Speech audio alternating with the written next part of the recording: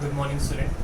Today we are going to see the third part of this video, the first chapter, reproduction in lower and higher plants.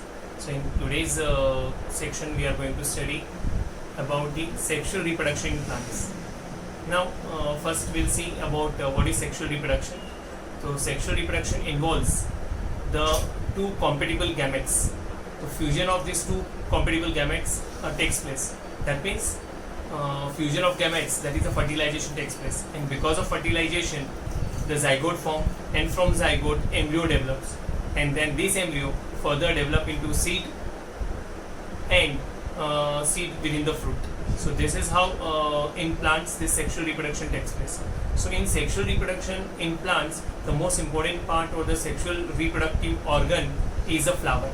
So flower is what we can say specialized reproductive unit of the plant, so which helps in the sexual reproduction. So through the flower the sexual reproduction takes place, because flower has those essential what we can say reproductive units. So like there is androecium and gynoecium, so which produce the gametes, so the most important or essential function of flower is what? To produce the haploid gametes.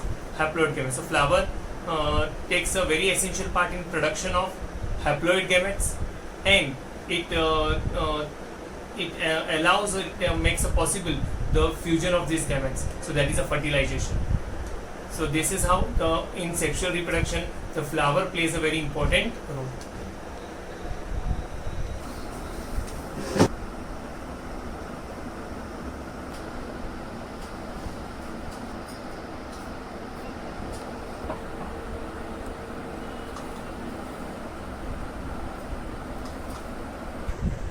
Now, in this sexual reproduction in plants, so the flowers, so the in sexual reproduction it involves two major process, and these two major process, the one is the meiosis, because through the meiosis the haploid gametes are going to form. So because meiosis is a very essential for the reproductive what we can say the organism. So and in which the sexual reproduction takes place, and through in the mechanism of sexual reproduction the meiosis division. So because of the meiosis the haploid gametes will be produced. So this is the first, and second essential process or step is the fusion of these gametes. The fusion of these gametes leads to the formation of the diploid zygote.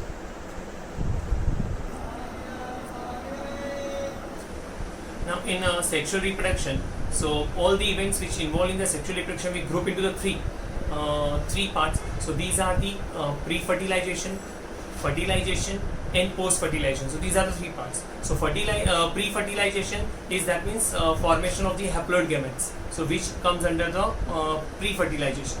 Then fertilization, so in this process when the union of the gametes, so for that the what we can say the agencies which required, that means the pollination. So agencies which takes place to allow the pollens to deposit on the stigma. So therefore pollination is a prerequisite for fertilization, and then the male gametes, that is through the pollens which enter into the ovule through the ovary, and fertilization takes place. So therefore second group category is fertilization, and third is a post-fertilization. So post-fertilization is what? So after the formation of zygote, union of both the gametes, zygote is formed and zygote develops into the embryo. So there is an embryogenesis, and after formation of the embryo, seed and the fruit formation. So these are the three what we can say the essential involvement of the in the sexual reproduction. We have grouped into these three categories.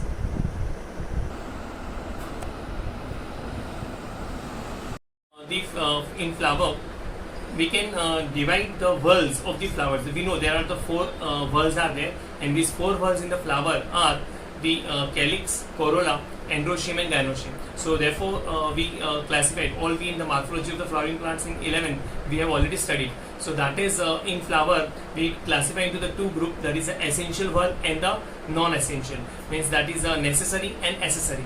So necessary whorls are androecium and gynoecium, and whereas accessory non-essential is a calyx and corolla. So the unit of calyx is a sepal, and sepals are green, and that gives a protection to this whorl outermost part, and that helps in also green in color, therefore photosynthesis. Whereas the corolla, that means the unit of the corolla is a petal, and these petals, these are the colorful, and they help in attracting the pollinating agencies, the birds, the insects, and for helps in the pollination. So that is what these are the accessory part or non-essential, but the essential whorls are androecium and gynoecium. Androecium is a male reproductive unit, whereas the gynoecium is a female reproductive unit. The unit of the androecium is a stamen, and stamen is consists of three parts, that is filament, connective, and anther. And whereas in this gynoecium, the pistil, that's the unit of the gynoecium, is a pistil or a carpel, and that consists of three parts: stigma, style, and ovary. Ovary contains ovules, and ovule has the egg, that is a female, what we can say, the gamete. So these are the parts in the essential whorl.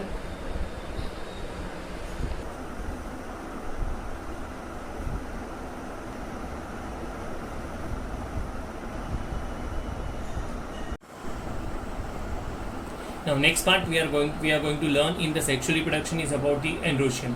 So individual member of this essential whorl we are going to discuss in detail. So first about the androecium, there is a male reproductive whorl. So we are going to learn.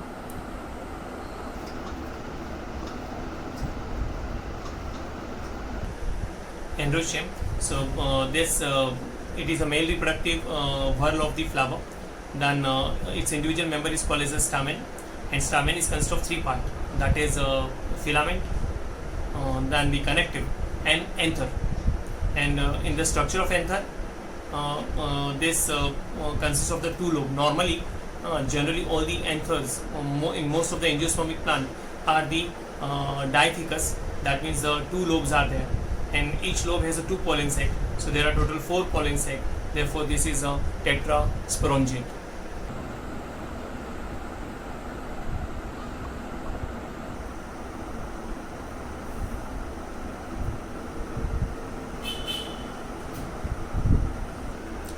The next part we are learning is a TS of anther. So in TS of anther,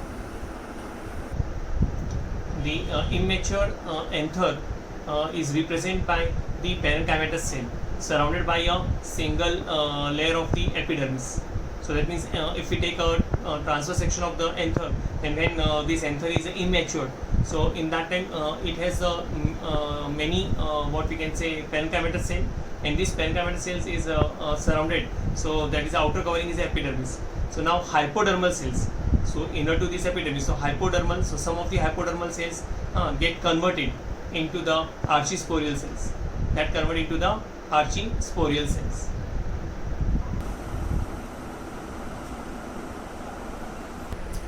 The archisporial cells further divided into the two types, that is the inner sporangium. So this is a sporogenous tissue, so sporogenous cell.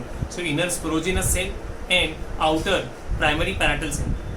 So what we have learned, what I have said till now, that the in immature condition of the anther, so the parenchymatous cell which is inner to the epidermis, so these some hypodermal cells get converted into the archisporial cells. Now archisporial cells further divided into the two types, that is the inner sporogenous cell and outer primary parietal cells. This inner sporogenous cells get developed into the sporogenous tissue, sporogenous tissue, and this sporogenous tissue is going to develop, because they are capable, so they are going to develop the tetrad of the microspore. Tetrad of the microspore. What is the meaning of that?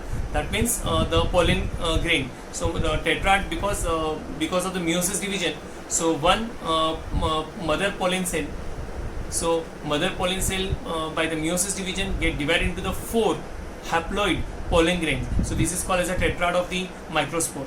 And this is formed from the sporogenous tissue. Sporogenous tissue formed from the sporogenous cell.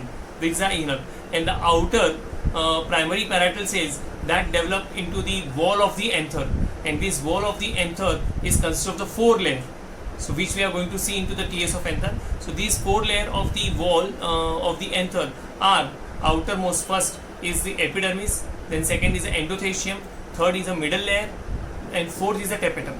So tapetum is surrounding the pollen sac, and because inside the pollen sac the pollen grains which develop from the sporogenous tissue. So we are going to see through the slides these 4 layers in details.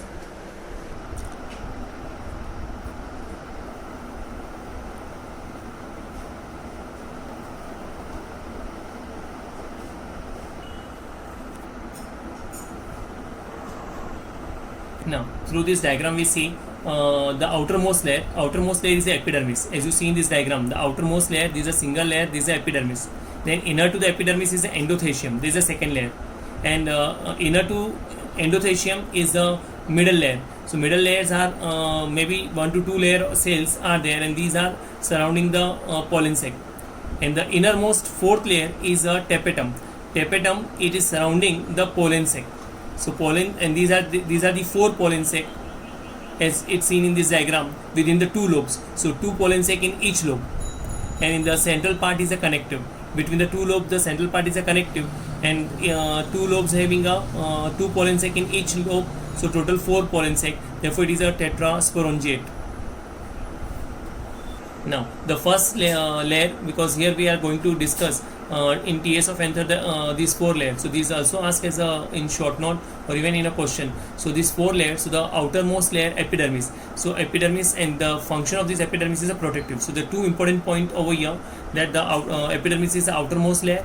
It is protective in nature, and these cells are flattened cells. So this epidermis is made up of flattened cells. So these are the total 3 points in the epidermis. So epidermis is the outermost layer. It is protective in function, and this epidermis is made up of the flattened cells. The second layer is an endothecium. Endothecium is a subepidermal. It is below the epidermis or inner to the epidermis. Therefore, it is a subepidermal layer, and this is made up of the elongated cells. So these are little what we can say throughout the periphery. So therefore, it is called as a radially. So made up of the radially elongated cells, and this is of a fibrous thickening. So fibrous thickening in the anther. So that gives a protection. And now this fibrous thickening on the maturity that absorbs the water and becomes the what we can say this becomes a dehiscent. Dehiscent means soft, and then this get ruptured to release the pollen grain outside. The third layer, this is known as a middle layer. So this middle layer are inner to endothecium, and this middle layer is made up of what we can say very thin walled cells, and these are normally 1 to 2 layer. So middle layer is 1 to 2 layer. Why? Because epidermis is a single layer, endothecium is also a single layer, and middle layer is 1 to 2 layer cells are there. So these are thin walled, and this on the maturity of the anther, so these cells between the 2 pollen sac get disintegrate. So disintegrate, and therefore at the on the sides of the anther, so where there is a depression, shallow depression is there. So on maturity, as I have said, so these cells become hygroscopic, absorbs the water, and become dehiscent, become soft and ruptured, and the this pollen grains from both the pollen sacs of each lobe is released out. The fourth layer is a tapetum. So this tapetum is the innermost layer, and its function is a nutritive. So therefore it is a nutritive layer. So this nutritive layer, and now the cells of this tapetum is larger in compared to all the previous 3 layers, and these cells are normally unique to multinucleate. So these encloses the sporogenous tissue, because within the this tapetum is a wall surrounding the pollen sac, and inside the pollen sac the sporogenous tissues are there. So therefore tapetum also helps in the formation and development of this sporogenous tissue. Sporogenous tissue is the microspore mother cells, because this microspore mother cells will undergo this cell division, that is by meiosis, and going to forms a 4 haploid, means each mother cell will divide into the 4 haploid pollen grains or 4 haploid microspore. The functions of tapetum. So many times this may be asked for a 1 mark or 2 mark questions. So what are the functions? So these are the 3 to 4 or a normal functions of this tapetum. So first, very important, that tapetum provides a nutrition to the sporogenous tissue. So it provides a nutrition to the sporogenous tissue, the tissue which are present within the pollen sac, and also the developing microspore. Microspore, that means pollen grains, and these are when they are undergoing the cell division of through meiosis. So this developing microspores and the sporogenous tissue get nourishment from the tapetum, and tapetum also contributes in the formation of the sporopollenin. What is a sporopollenin? This is a chemical substance, and this chemical substance helps in formation of the exine. Exine is the outermost layer of the pollen grain. So therefore, this sporopollenin is a very important component of the pollen exine. So pollen exine, I have said, that is the outermost layer of the pollen grain, so which gives a protection. So this special chemical sporopollenin is produced by this tapetum.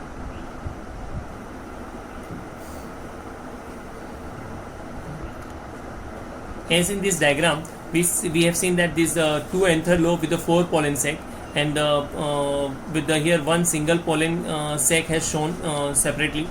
Now, as I have shown that on the sides of these anther wall, that is this part. So which I have said. So these depressions, these are the shallow depression. There is a stomium, and these on the maturity become dehiscent and get ruptured, and the haploid pollen grains, because pollen grains which have developed inside the pollen sac by meiosis division. So on maturity, these haploid pollen grains are released from here. So that will be get ruptured, and these pollen grains are released from here. The microsporogenesis. Now, as we discussed this microsporogenesis, that means the formation of the microspore. So formation of microspore is another name or a scientific name of the pollen grains. So that is the formation of the pollen grains. So now how these pollen grains are formed. So this phenomena or the process of formation of the pollen grain is called as a microsporogenesis. So genesis means formation, and microspore, so that means the pollen grain. So microsporogenesis. Now this phenomena takes place within the pollen sac inside the anther lobe. Now the pollen mother cells are formed from the sporogenous tissue, and these pollen mother cells are diploid. These pollen mother cells undergo meiosis division, and through this meiosis division, one pollen mother cell divide into 4 haploid, that divide into the 4 haploid pollen grains. So this phenomena is called as a microsporogenesis.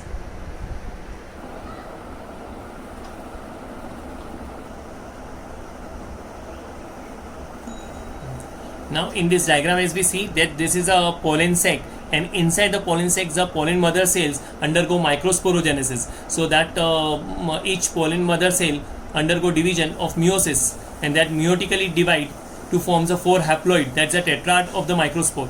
So here in this diagram we can see these are the tetrad. So these are 4 haploid pollen grains. Now they get separate as an individual. All these 4 together in a tetrad form, and then they individually get separated into the 4 daughter cells, that's the 4 haploid pollen grains. Now the next part we'll see about in the this male reproductive system is the structure of pollen grain. So now in this pollen grain, what is a pollen grain? So pollen grain is haploid. This is a unicellular. This is having a single nucleus. So this these pollen grains. So this is consist of in the structure. So that is a 2 wall. It is surrounded by the 2 wall. So 2 layer. So outermost layer is a exine, and the innermost is a intine. So exine and intine, these are the 2 layers. And exine is a very special layer which is made up of the sporopollenin. Sporopollenin is a special substance, as I have said, which is synthesized or produced by the tapetum, and this that is a sporopollenin. So this sporopollenin, this chemical forms this exine. So exine is made up of the sporopollenin, and this may be a smooth in some of the pollen grains, and in some of the pollen grains it may be a sculptured, that is a designing, ornamentous designing, like that is there. Some are spiny and other. So this outermost layer is having a depression or a gap, and this is known as a germ pores. So now these germ pores may be one in the monopod, whereas 2 or more in the dipod plants. So that, and intine is the innermost layer, and that is made up of cellulose or a pectin.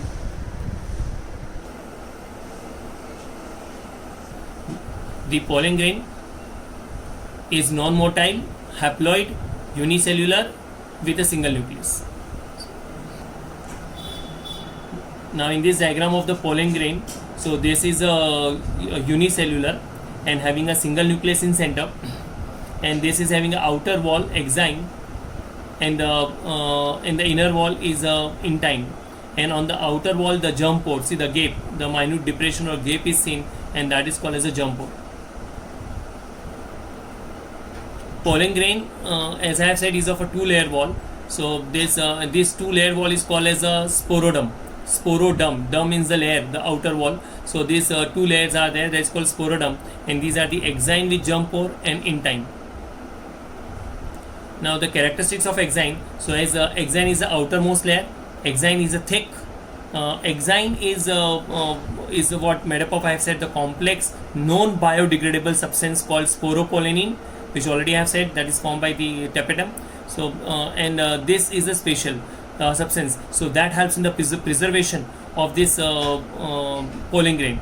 So pollen grains can be preserved for a long duration and they cannot be destroyed because of this special layer, non-biodegradable substance, that is a sporopollenin. And then this may be exine may be smooth in some of the what we can say pollen grains of some species, and in some it may be sculptured. So that means having some designing pattern or on outer wall. So this varies from species to species. And third, next part of this, because of sporopollenin, so it is resistance to all the chemicals. That means strong alkalis, strong acids, all this. So this is, and even to the high temperature. So this sporopollenin is resistant. So therefore it can be preserved for a long duration.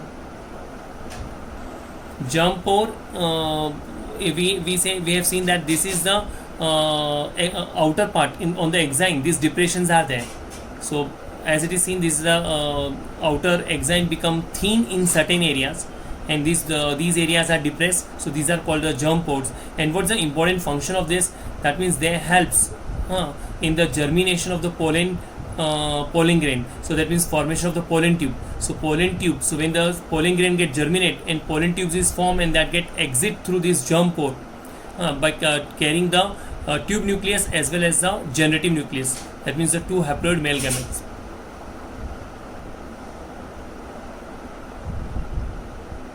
Intine is the inner wall layer, and it is made up of cellulose or a pectin. Now in this diagram of the pollen grain, so this is the outermost exine with the some ornamentous designing is over there, and the inner is a thin. This is intine, and this on the exine, these are the germ pores. So these are the more than two. So this is of a dicot.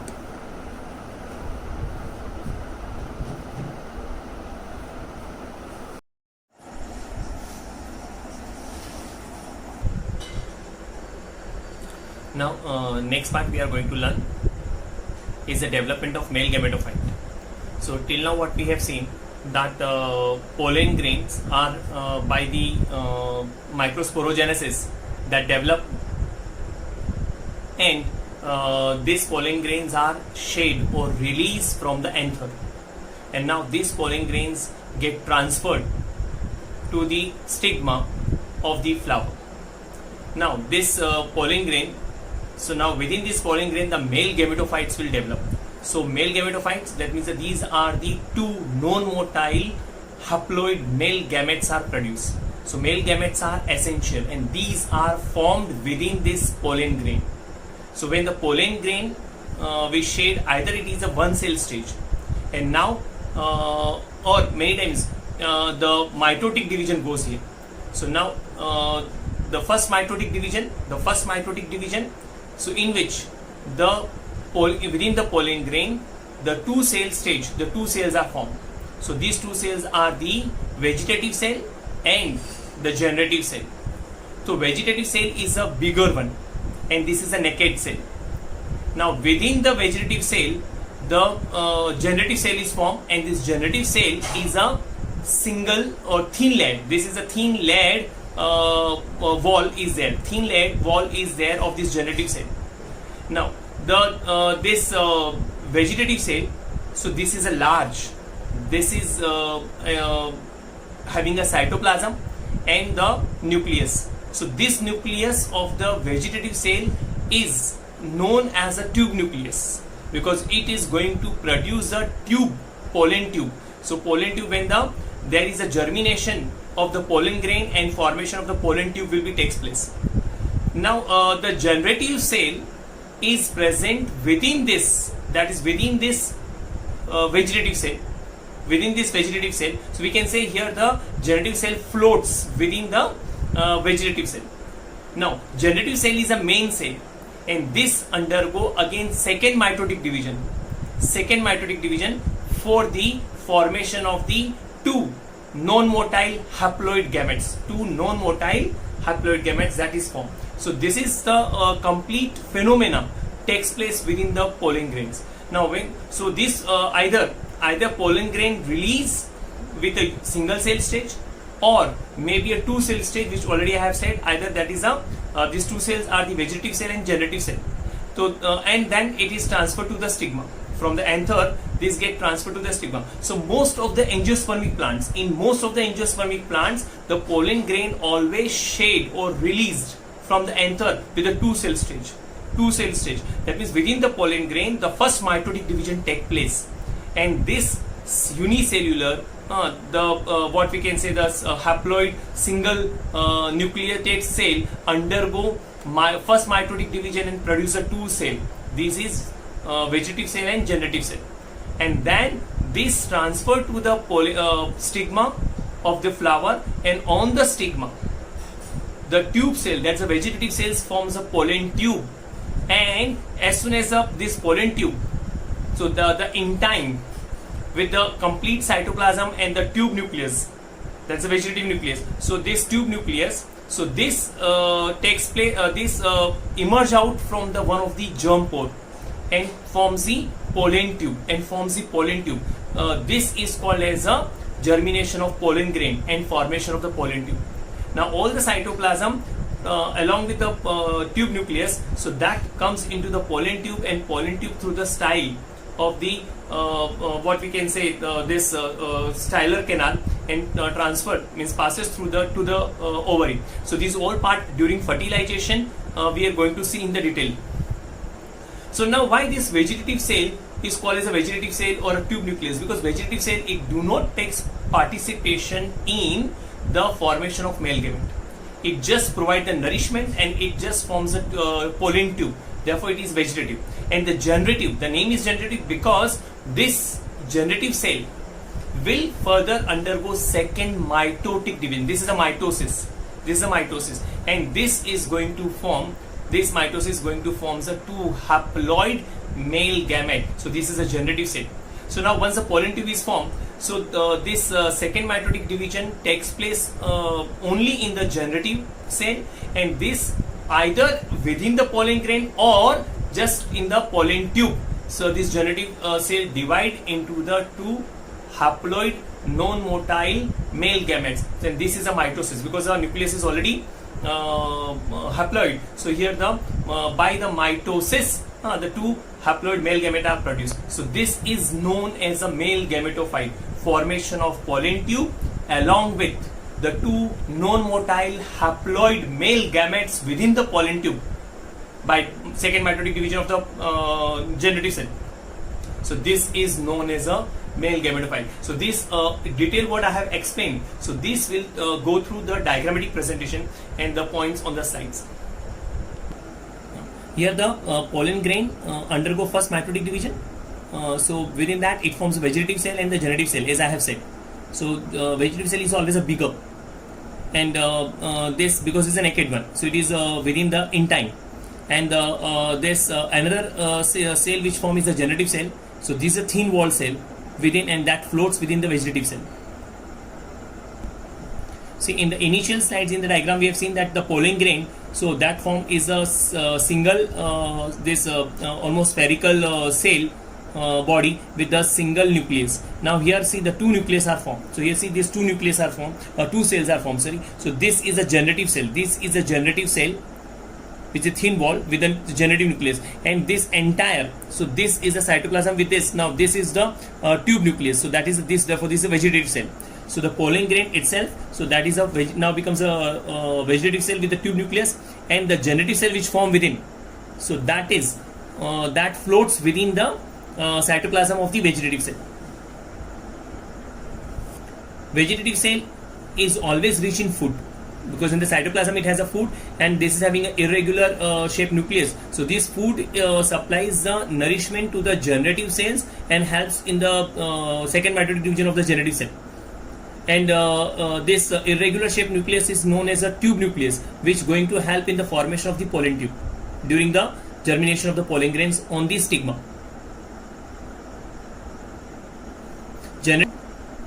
Generative cell floats in the cytoplasm of the vegetative cell, which I already have said.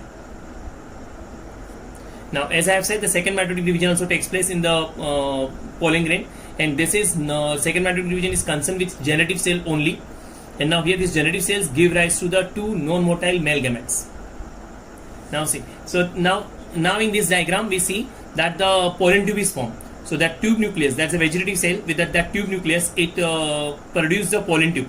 So the function of the tube nucleus is to generate or to produce the pollen tube. So therefore in time is emerge or protrude out of one of the germ pore on the stigma, and it passes inside the style in the carpel. And now this pollen tube, so all the cytoplasm enter in the pollen tube along with the tube nucleus, and the generative cell is enter here in the pollen tube and gets divide.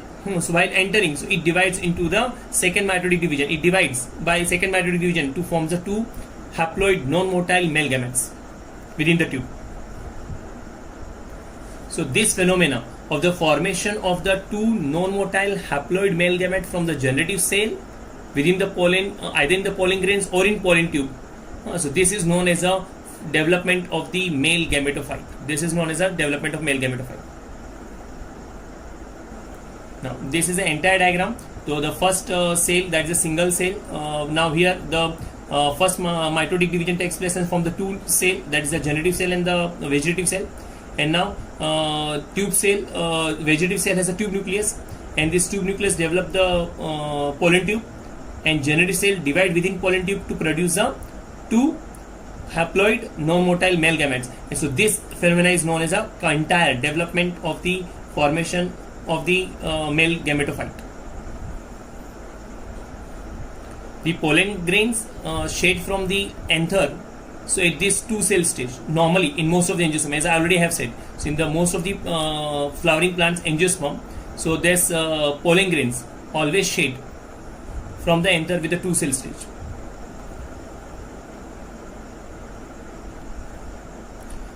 Here in this diagram, so this is the diagram of the carpel. So carpel has a stigma top, then the styler tube, and then the ovary. And within the ovary is the ovule is present, and in the ovule the embryo sac where the egg cell is present. So now the pollen grains which shed from the anther and transfer on the stigma with the help of pollinating agents. So pollinating agents may be like a insect, or maybe a bird, or maybe through the air, or maybe water. So many of this. So now this pollen grains is going to develop the pollen tube. So that is a germination of the pollen grain. So that takes place on the stigma only, and pollen tube form on the stigma and transfer this protrude pollen tube into the styler canal to reach to the ovary and ovule. So in this pollen tube the two haploid male gametes are formed, and that transfer through this pollen tube. So therefore this is known as a development of male gametophyte. This is a male gametophyte. So now very important point here with the pollen grain is within the pollen grains the three divisions takes place. The three times division takes place in the entire journey of the formation of the male gametophyte from pollen grain. So when the pollen grain form, that is from the pollen mother cell, that is from the pollen mother cells within the pollen sac inside the anther lobe. So that division is a meiosis. So these three division, so in that one is a meiosis and two are the mitosis. One is meiosis and two are mitosis. So this meiosis is the initial. So when the pollen mother cell, which is a diploid cell, and it undergo the meiosis division to form the four haploid pollen grains, that is a tetrad of microspore. So these four because of meiosis, So one mother cells give rise to the 4 haploid pollen grains or microspore. Now this within this microspore or a pollen grains, the first mitosis division now is a first mitosis. The first mitosis division give rise to the vegetative cell and the generative cell. That means within that pollen grains, the vegetative cell is a larger, so with a tube nucleus, and that smaller one is a generative cell with a generative nucleus. So these 2 cell stages form here. So initial pollen grain is of one cell. The haploid pollen grain is a single cell, unicellular with a one nucleus. And now with the first mitosis division, it give rise to, within that pollen grain, it give rise to the 2 cell. One is the larger this vegetative cell, and the second is a generative cell. And the second mitosis division takes place within the pollen grain or either in the pollen tube. So when the pollen grain is transferred from the anther to the stigma by pollinating agencies, and on this stigma this pollen tube is formed. So that is a vegetative cell with which contains the tube nucleus. So that develops the pollen tube. So the intine is protrude out from one of the germ pore on the stigma and enter into the styler cavity. So this is the emerging of the pollen tube is known as the germination of pollen grain. So now here, so just at that time, so when the within the pollen tube, the tube nucleus with the cytoplasm passes through it. So the generative cell enters, and here it undergoes second mitosis division and produce the 2 haploid non-motile male gametes. So this formation of male gametes within the pollen tube is known as a male gametophyte. So therefore here these were the 3 divisions. So this is very important to remember. So one initial is a meiosis, then second then 2 mitosis, the first mitosis for the formation of the 2 cell stage, that is the vegetative cell and the generative cell, and then second mitosis is only for the generative cell to produce the 2 haploid male gamete within the pollen tube. Now here one more very important question asked is about the pollen grain, that why the pollen grain is remain preserved as a fossil. So this is a very frequently asked question and very important what we can say, the point into it is that because of the sporopollenin, why pollen grain can be preserved or is remain preserved for a long duration as a fossil. So the factors over here is the outer exine, which is a thick and made up of the sporopollenin. Sporopollenin is a complex non-biodegradable substance.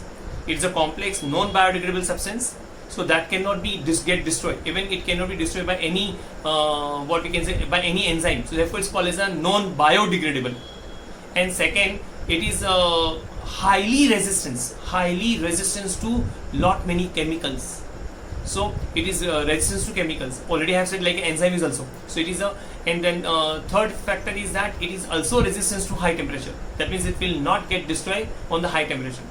And fourth, it is also strongly resistance to the strong acids and alkalis. So that's the reason. So the temperature, the acids and alkalis, and the chemicals, and also the some what we can say enzymes and other factors, so cannot destroy this sporopollenin, the outer thick coating or covering exine. So that's the reason it can be remain preserved for a long duration, or even that is in the fossil form. So therefore is a this question what is asked. So this is the points what I have described. So this what is expected from you to answer this.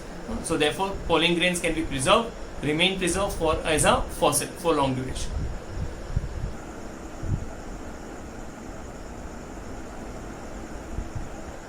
Today in this video what we have learned is about the sexual reproduction in plants, and as a flower plays a very important role, and the 2 essential whorls of a flower which plays a role in the sexual reproduction is the androecium and gynoecium. So today in details we have learned about the androecium. So that is stamen, the structure of stamen, the anther, the structure of anther, then the this TS of the anther, that is all the 4 layers, the outer wall, and formation of the sporogenous tissue, then the structure of the pollen grain, and the development of the male gametophyte. So these are the parts with the androecium in details what we have learned. So now in the next video we will going to learn about the gynoecium. For all this, thank you very much.